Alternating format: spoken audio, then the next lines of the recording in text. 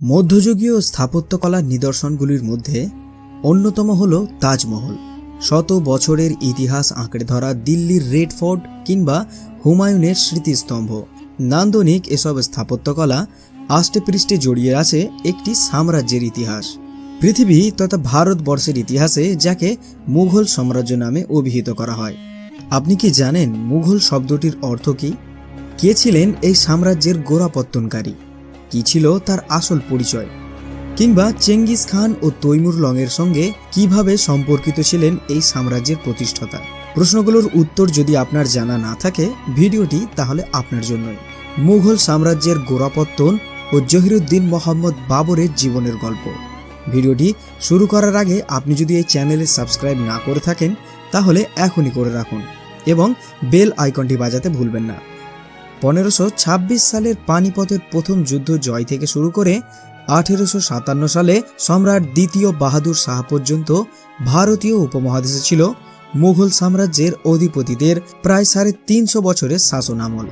পরিবর্তনশীল শাসনকার্য, উন্নত অর্থনৈতিক ব্যবস্থা ও সমৃদ্ধ সংস্কৃতির জন্য বিশ্ববাসীর কাছে নন্দিত এই সাম্রাজ্যের প্রতিষ্ঠাতা ছিলেন জহিরুদ্দিন মোহাম্মদ বাবর। সমগ্র বিশ্বে ত্রাস সৃষ্টিকারী তৈমুর লং ও মঙ্গল সাম্রাজ্যের অধিপতি চেঙ্গিস খানের শানিত ধারা এক অপূর্ব সংমিশ্রণ ঘটেছিল জহিরুদ্দিন মোহাম্মদ বাবরের মাঝে। উজবেকিস্তানের ফারগনায় 1483 খ্রিস্টাব্দের 14 ফেব্রুয়ারি উমর শেখ মির্জা ও কুতলুক নিগার ঘরে জন্মায় মুঘল অধিপতি জহিরুদ্দিন মোহাম্মদ বাবর। বংশগত দিক থেকে শেখ ওমর মির্জা ছিলেন দুর্ধর্ষ সমরকাণ্ডারী তৈমুর লংয়ের বংশধর। অন্যদিকে কুতলুক নিগার ছিলেন মোগল সম্রাট চেঙ্গিস খানের অধস্তন বংশধর ইউনুস খানের কন্যা। মোগল শব্দটি একটি পার্সি শব্দ, বাংলা পরিভাষায় যার অর্থ দাঁড়ায় মঙ্গল চেঙ্গিস খানের রক্তধারা। বাবরের জন্মের প্রেক্ষাপট নিহিত আছে বলে পার্সিয়ানরা বাবরকে মুঘল বা মঙ্গল নামে অভিহিত করেছিল। বাবরের পিতা ছিলেন তৎকালীন উজবেকিস্তানের ফারগানা রাজ্যের অধিপতি। ফারগানা রাজ্যের অধিপতি সিংহাসনে বসার পর বাবর একে একে 3 বার দখল করে নেন মধ্য এশিয়ার সবচেয়ে সমৃদ্ধ ও সুন্দর নগরী সমরখন্দ।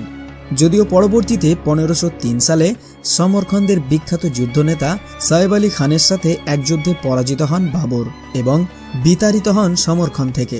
একই সময়ে তার নিজ রাজ্য ফারগানা থেকেও আত্মীয় স্বজনদের রোষানলে পড়ে বিতাড়িত হতে হয় বাবরকে। পরবর্তীতে 1504 সালের মধ্যে এশিয়ার সুবিস্তৃত হিন্দুকুশ পর্বতমালা পাড়ি দেন বাবর। উচ্চ পর্বতমালার উপরে ছিল আফগানিস্তানের কাবুল ভিত্তিক শাসক গোষ্ঠীর বসবাস।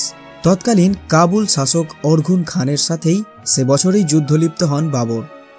অরঘুন খানকে পরাজিত করে কাবুলের সিংহাসন আরোহণ করেন জহিরুদ্দিন মোহাম্মদ বাবর। পরবর্তীতে 1504 থেকে 1526 খ্রিস্টাব্দ পর্যন্ত আফগান শাসন ব্যবস্থা ছিল জহিরুদ্দিন মোহাম্মদ বাবরের হাতে।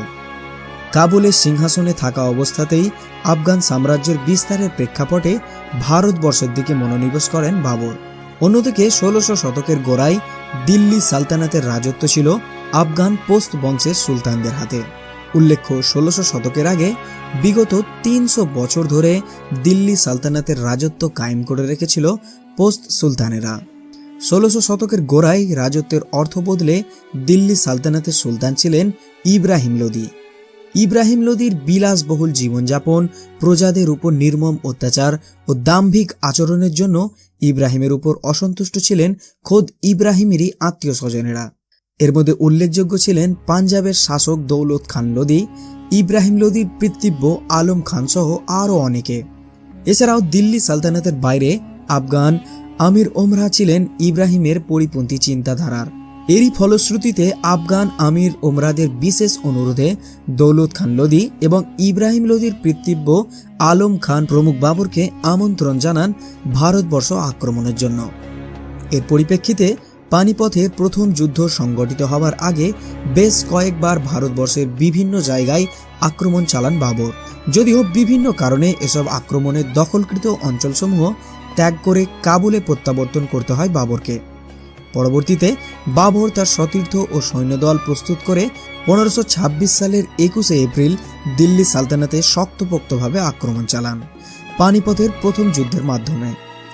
দিল্লি থেকে 80 কিলোমিটার দূরত্বে অবস্থিত হরিয়ানা রাজ্যের পানিপথ নামের জায়গাটিতে সংগঠিত হয় ঐতিহাসিক পানিপথের প্রথম যুদ্ধ।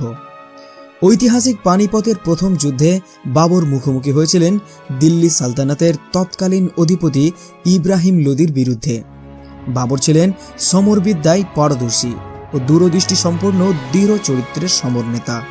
অন্যদিকে ইব্রাহিম লোদি ছিলেন সমরবিদ্যায় সম্পূর্ণ অনভিজ্ঞ ও আনাড়ি প্রকৃতির সুলতান। এর পরিপ্রেক্ষিতে অপেক্ষাকৃত অনভিজ্ঞ ও সংখ্যাগরিষ্ঠ সৈন্য নিয়ে বাবরের সুশিক্ষিত ও সুসজ্জিত সৈন্যবাহিনীর বিরুদ্ধে পানিপথের যুদ্ধে অবতীর্ণ হন ইব্রাহিম লোদি। ঐতিহাসিক এ যুদ্ধে বাবরের সেনাপতি ওস্তাদ আলীর নেতৃত্বে গোলন্দাজ বাহিনীর সুনিপুণ কর্তব্যনিষ্ঠায় ইব্রাহিম লোদির শোচনীয় পরাজয় হয়ে উঠেছিল। উল্লেখ্য, ভারতীয় উপমহাদেশের যুদ্ধের ইতিহাসে ঐতিহাসিক এ যুদ্ধে সর্বপ্রথম কামানের ব্যবহার দেখা যায়। বাবরের সুনিপুণ রণকৌশলের কাছে ইব্রাহিমের পরাজয় বরণের পর আফগান জাতিগোষ্ঠী কর্তৃক দখলকৃত দিল্লি সালতানাত চলে যায় জাহিরুদ্দিন মোহাম্মদ বাবরের হাতে। ভারতবর্ষে মুঘল সাম্রাজ্যের গোড়াপত্তন সম্ভবপর হয়ে ওঠে ঐতিহাসিক এ পানিপথ যুদ্ধের মাধ্যমেই। এর ফলে অবসান ঘটে আফগান পোস্ট জাতিগোষ্ঠী কর্তৃক নিয়ন্ত্রিত প্রায় ৩০০ বছরের দিল্লি সালতানাতের এবং শুরু হয় মুঘল সাম্রাজ্যের বর্ণাঢ্য যাত্রা।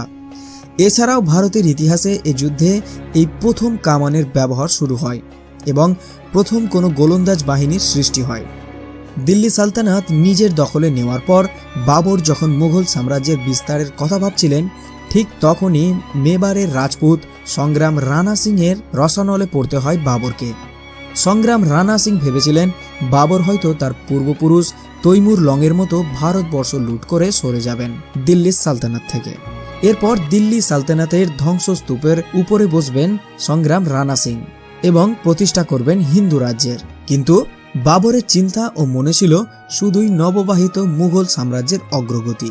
বাবরের ভারতবর্ষ লুণ্ঠন ও ত্যাগের সম্ভাবনা না দেখতে পাওয়ায় সংগ্রাম রানা সিং সমগ্র ভারতবর্ষের হিন্দুত্ববাদী রাজপুত ও মুঘল বিরোধীদের নিয়ে একটি জোট গঠন করেন এবং একটি শক্তিশালী বাহিনী তৈরি করেন বাবরকে দিল্লি সালতানাতচ্যুত করে হিন্দুত্ববাদী রাজপুত রাজ্য গঠনের লক্ষ্যে।